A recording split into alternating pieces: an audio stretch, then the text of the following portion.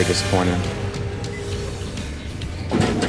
People spend their hard-earned money and come sit in the rain to watch us do that. It's unacceptable. Golden Tate ain't holding back whatsoever on his team's performance. What's up, beautiful people? Welcome to Geico Sports Night. I'm Chris Williamson. Coming up on the show, we'll get an update on the Mets managerial search. Plus, what bold statement did Sam Darnold make about his Jets as they get geared up for the Pats? But we start with the Giants hosting the Cardinals, looking to break their 2-game losing streak. All right, if you're looking for a showdown between rookie QBs, Daniel Jones and Kyler Murray, you didn't get that. But at least Saquon Barkley was back for the G-Men. However, the Arizona running back would get all the attention first quarter. 7-0 Cardinals. Chase Edmonds splits the defense up the middle. He takes it 20 yards for the touchdown. 14-0 Arizona. Jump ahead to the third. Giants down 17-14. Daniel Jones is sacked by Chandler Jones. He fumbles the ball, and it's recovered by the Cards. Jones. One of Chandler Jones' 4 sacks on the day. Ensuing Cardinals drive. Edmonds, once again, completely avoids the Giants defense and takes it 22 yards to the end zone. 24-14 Cardinals. Edmonds, 126 yards and 3 touchdowns. Fourth quarter, same score, first and goal. Barkley gets in on the action. He rushes 7 yards for the TD. Giants down 24-21. Barkley 72 yards on 18 carries. Under 3 minutes ago, Giants going for it on 4th and 15. Jones goes back. No one notices Patrick Peterson. As he charges Jones for the sack, the ball comes loose, and Hassan Reddick recovers it for the Cardinals. Jones, with 3 turnovers, gets sacked 8 times as the Giants go on to lose 27-21.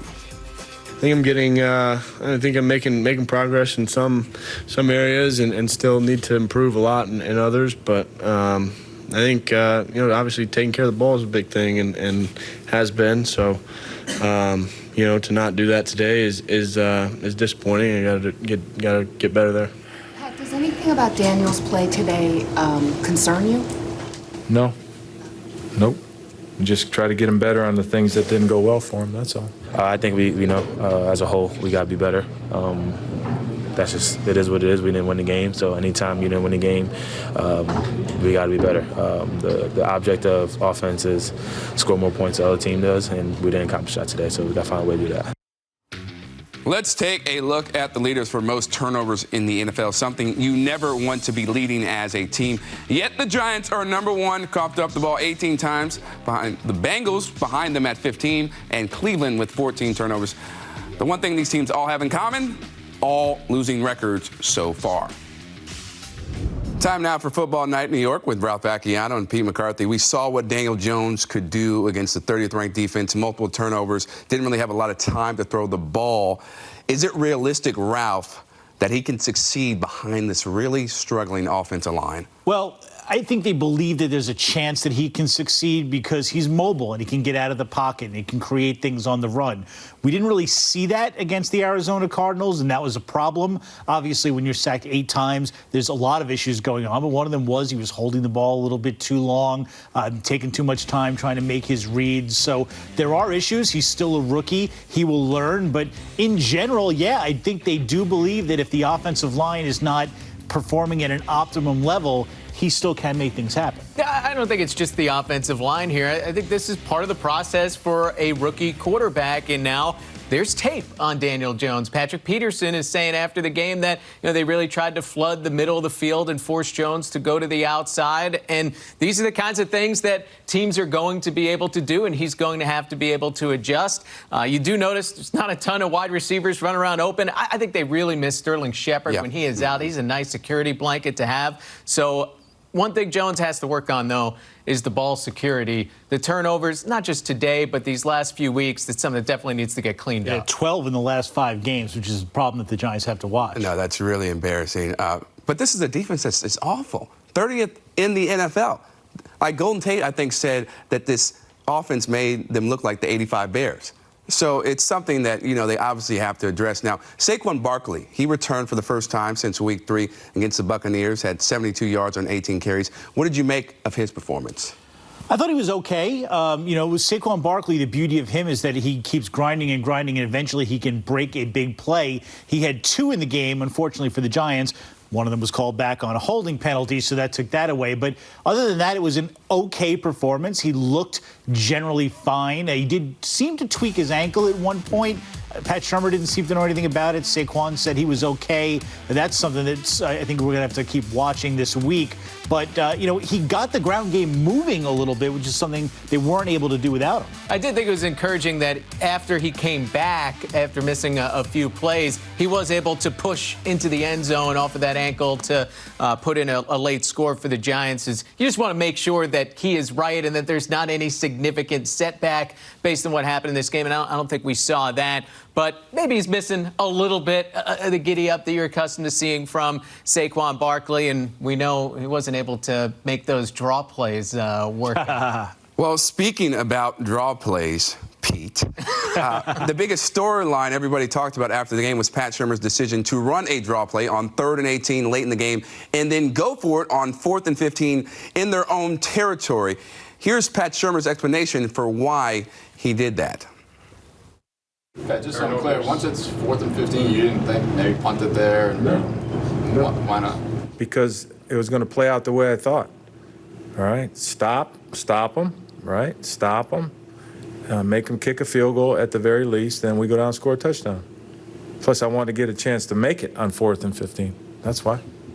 With Daniel, that's 3. And that's the way it played out, right? We had the ball with a chance to go down and score a touchdown to win the game.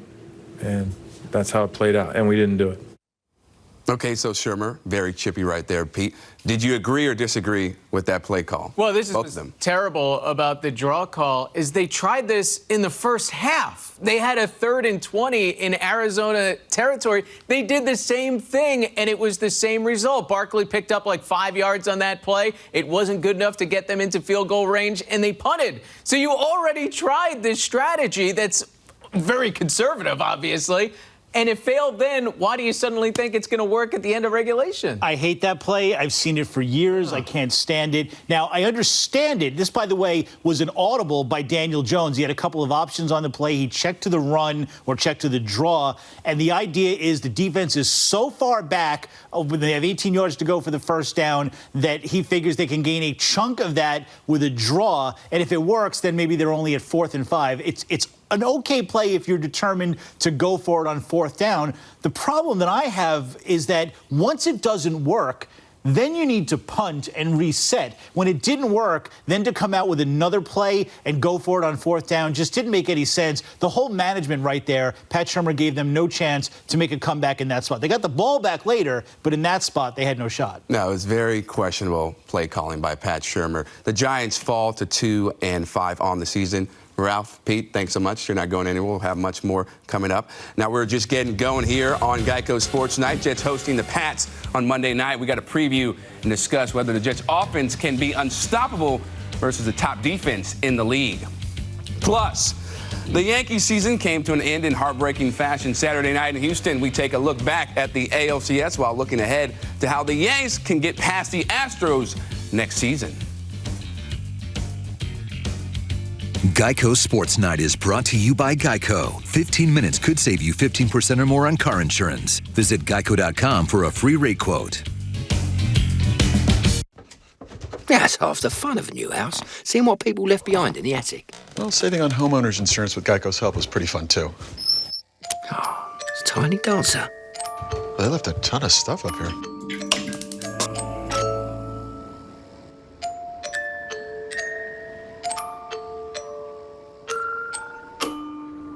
Well, enjoy your house. Nope. No, thank you.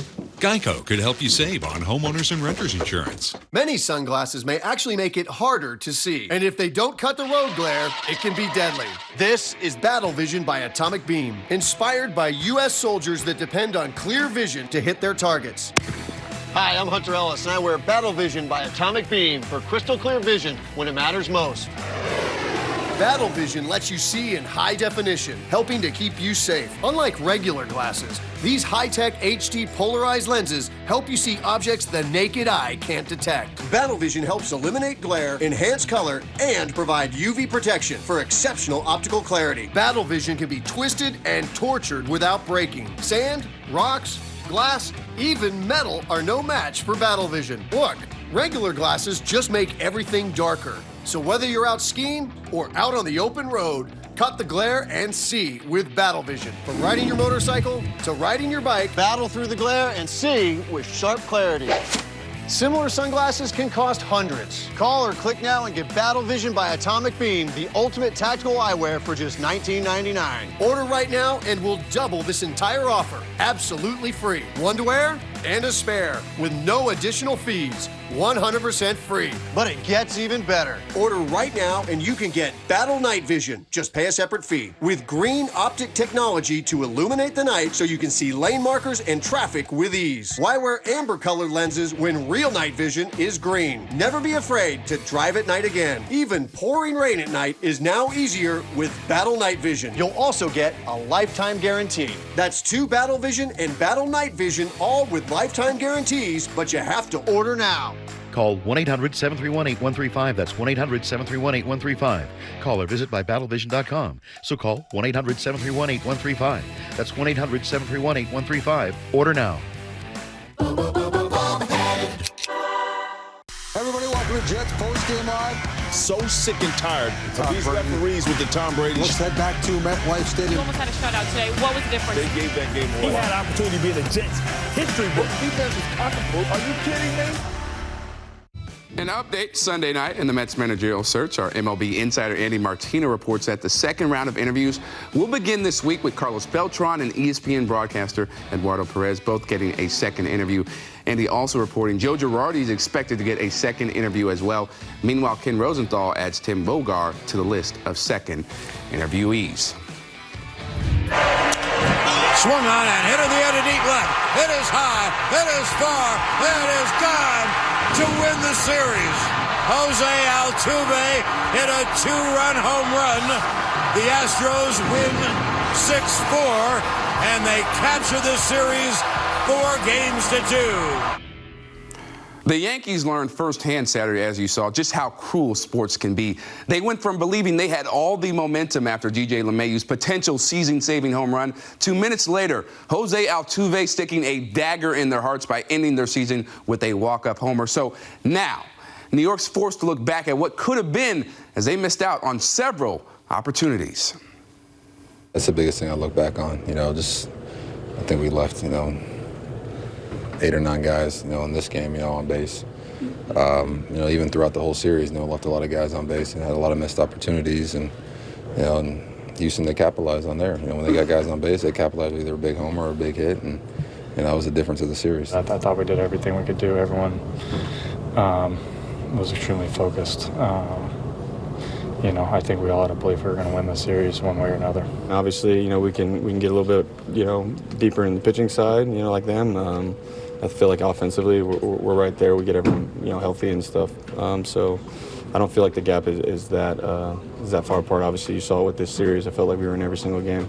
I think we're right there, but obviously we can get a little deeper in certain areas. This past decade marked the first time the Yankees did not make a World Series since the 1910s.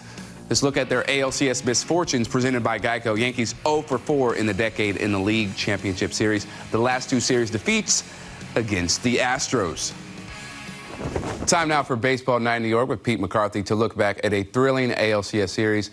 What, in your mind, Pete, separated these two teams? Because the Yankees had a lot of glaring holes. Yeah, I just think it was the starting pitching, and I thought that would be the separator going into the season. I understand that the Yankees did not hit very well with men on in scoring position, but neither did the Astros. The Yankees actually had a better batting average with men in scoring position. The Astros just, when they had those timely hits, they were 3-run homers so often in this series. But, even the fact that Garrett Cole only pitched in 1 game, I thought that he hovered over this series. The fact that the Astros did not have to burn out their bullpen in the way that the Yankees did over the course of a full season. This isn't something that happened in one series where Chad Green and Adam Ottavino suddenly become pumpkins. It's because they were used all season long in that kind of role. And eventually you do have to have some horses at the top of your rotation who can give you 7+ innings. Yeah, and that they really hurt from Domingo Germán dealing with his situation, not being able to come back. Now, looking forward, what changes do the Yankees need to make in the offseason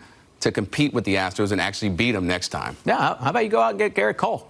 That would be a pretty good one. Hurts the Astros a little bit, and then you find your horse, your guy who can get it done. This is someone who grew up a Yankee fan. The Yanks have tried to land him before. Now, there are some reports that perhaps he'd like to head home and be out in L.A., but this is where the Yankees have to be the Yankees and throw the big-time money out there. I think that if they need to be cute with the numbers, maybe Didi Gregorius is a player that you can let leave via free agency. Gleyber Torres did a tremendous job filling in at shortstop earlier this year. You can then push DJ LeMahieu back to second base. Another pitcher who might be an option is Steven Strasburg, who will also be taking part in this World Series. He has the ability to opt out. But that's the kind of starting pitcher that the Yankees really need to go out and get if they're going to be as good as the big bad Astros in 2020. So you think that Didi is not worth that type of money? I'm just saying, over a starting pitcher like Cole. I'd rather have the starting pitcher than Didi Gregorius. And Didi was phenomenal for the Yankees. He's an important clubhouse influence there. But what I saw from Gleyber Torres, this guy looks like a future MVP. He can handle that position defensively. It allows you, too, to find space for Gio Urshela and Miguel Andujar, who maybe can slide over to first base, split time there with Luke Voit. Maybe you could still move Andujar in that case. But I think the Yankees have enough other moving pieces to make it work in the infield, but they need to add a starting pitcher, and a significant one. I agree. We'll see if Brian Cashman pulls the trigger on a big free agent as a pitcher. Pete, thanks so much. Still, more to come. We head back to the NFL. Tom Brady is bringing his 6-0 Patriots into MetLife Stadium on Monday. Does the return of C.J. Mosley give the Jets defense an advantage in this matchup? Plus, it was a rough Sunday at MetLife for the Giants. 3 straight losses has the Giants wondering if they can get back on track. We go back across the river for more reaction to their offensive struggles.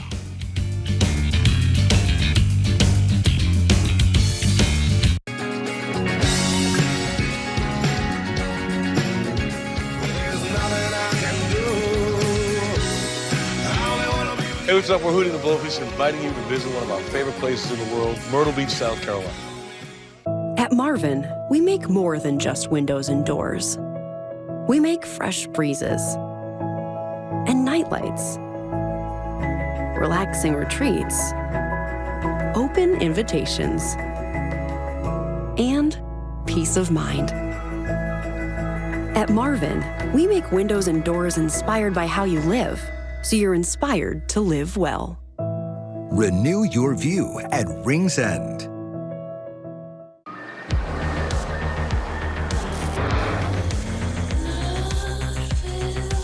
The 2019 Cadillacs are made to move and made to shine.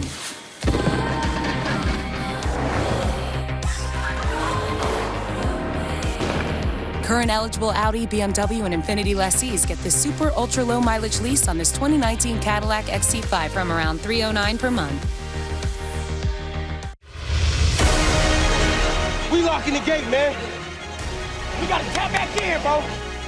It'll take physicality, aggressiveness, and relentless pursuit. Every hit, every point, we doing something for 60 minutes. We come on.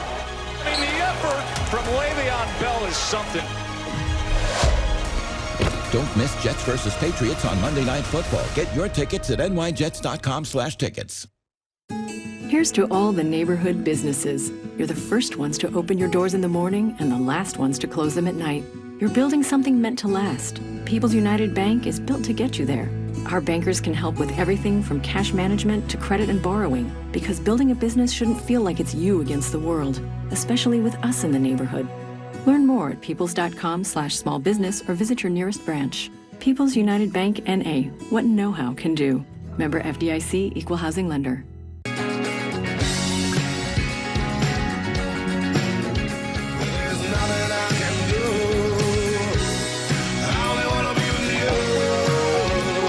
Myrtle Beach, South Carolina is where America comes to play.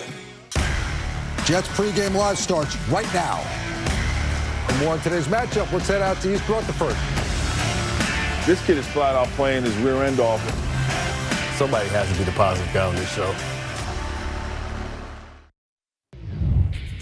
Sam Darnold's feeling pretty good about his Jets' chances against the Patriots. And And I don't blame him. He was named AFC Offensive Player of the Week after throwing for over 300 yards and 2 touchdowns versus Dallas' 6th-ranked defense. The Pats bring the #1 defense, but he has supreme confidence in what his O is capable of. Once all the guys are back together, I think, we're unstoppable as an offense, or we can be. It's just up to us how much we execute or how well we go out there and play. So it's really up to us, how many points we score, I think. Taking care of the little minor details and not hurting ourselves. But, I'm confident that, we only can really stop ourselves, and I'm glad he feels the same way. I'm going to ride with my quarterback. They don't make a lot of mistakes. Simple as that. They play disciplined football, all 3 phases, and they create, plays, they create turnovers. Opportunities, they flip the field, so they do a good job of playing, complete football as a team. So we got to do our best to play, better football. Ralph and Pete back with us as we look at the Jets' Monday night matchup against New England. Fellas, what do you expect from Sam Darnold in this offense? He thinks they can be unstoppable against the #1 Patriots defense. Yeah, this is probably not the game to test that theory. The Patriots have been playing outstanding. One thing about the Patriots defense, they haven't exactly played a murderer's row of offenses this season, including the Jets when they had Luke Falk. So we don't know really how good they are, but what they've done to those offenses proved that they can play defense really well. Their secondary has been terrific, and the Jets aren't exactly deep in the receiver category. So while I think Sam Darnold will be better, this offense will be better, unstoppable might be a little too much to ask against this team. And they don't have Chris Herndon back quite yet. At least it doesn't look that way going into Monday night. So they're not quite 100% where they want to be. But I think what this does show is that Sam Darnold re-energized this football team and the fan base as well with what he was able to do on Sunday against the Dallas Cowboys. It looked like a completely different team. The Jets were non-competitive without Sam Darnold. They couldn't do anything. And every aspect of the team looks worse when that's the case. And then Darnold comes back, they pick it up a little bit, and I don't know if too many Jets fans have hope they're actually going to pull off an upset here, but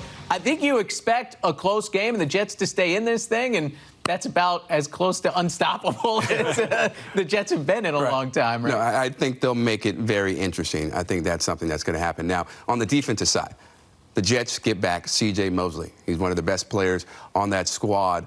What does the defense need to do, Pete, to shut down or at least contain Tom Brady and his group of guys? Well, I think the offense isn't what's leading the New England Patriots right now. It's that defense. And even though they haven't played a ton of great offensive teams thus far, that's fair. You start looking at the advanced stats that take away points, for that kind of thing. And this defense has still been elite.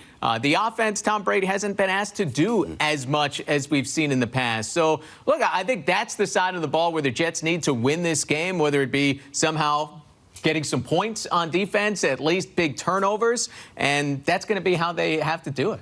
This isn't the same Patriots offense that we've seen in the past, but one thing they do well, that they've always done well, is they operate in the middle of the field. A lot of crossing routes to Julian Edelman, a lot of running back, either passes or runs up the middle, getting that running back into the second level. Things the Patriots always do well. Things the Jets haven't been very good at defending. So I think one of the things that will help them is they're a little bit more equipped on defense now to handle that. They've seen it once before, and of course they get C.J. Mosley back as well, and that should help. Yeah, hopefully the Jets can have a miracle just like Adam Gase and the Miami Dolphins did last season against the Patriots. Ralph, Pete, thanks so much. Yeah, we'll take it for sure. All right, Rangers. Henrik Lundqvist, 861st career game, moves him past Gump Worsley to 11th all-time. But trouble against the Canucks, already 2-0. Shorthanded Jay Beagle fights through, and Beagle beats Lundqvist. Woof. Not a good look on the scoreboard. Rangers fight back. It's 3-1 in the third. Jesper Faust to Artemi Panarin in front. The Breadman has the Rangers within one last minute. Panarin finds the open man, Adam Fox. He tries to pass to Ryan Strome. The deflection is right to goalie Jacob Markstrom. 4th straight loss. You cannot win a game in the first, but you can definitely lose one, and that's what happened today. They were ready to play, and we were not. The concern is how bad we can be during stretches, right? I mean, you're not going to have your legs every night. You're not going to be great every night, but you've got to manage a game. You've got to find a way to be structurally sound and learn to live another day, and we haven't found that yet. We are not done just yet. Pat Shurmur's offense had another rough outing on Sunday. The return of Evan Ingram was not able to jumpstart the passing game. We hear from the tight end when we return. Geico Sports Night is brought to you by Geico. 15 minutes could save you 15% or more on car insurance. Visit geico.com for a free rate quote.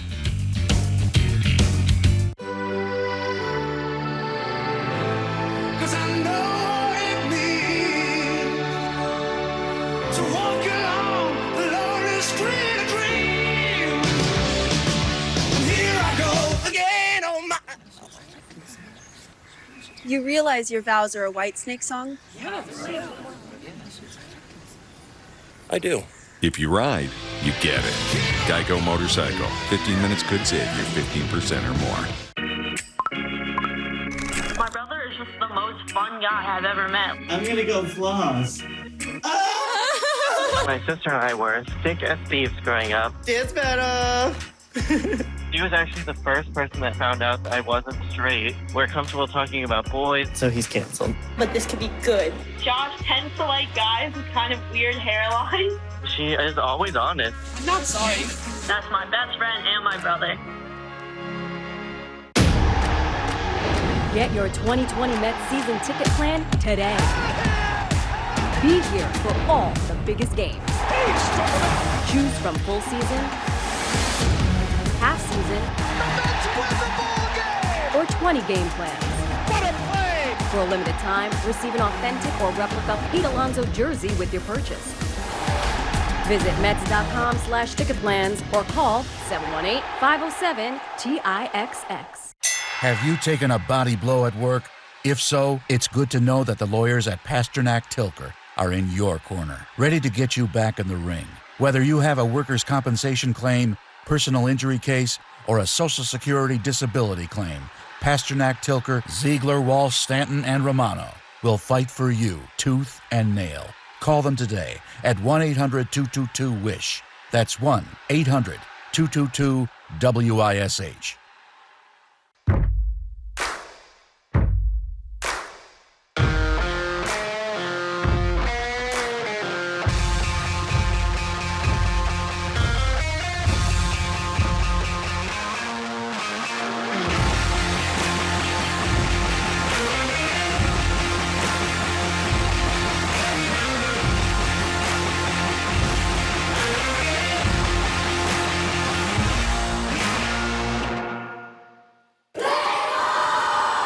SNY Play Ball, presented by Memorial Sloan Kettering Cancer Center, is back, teaming up with the Harlem Globetrotters, looking to help local youth basketball leagues with grants. A lot of the students are going to be excited when they see the uniform that we could purchase with our money. Equipment donations, clinics, Kids were chomping at the bit to get into this particular event.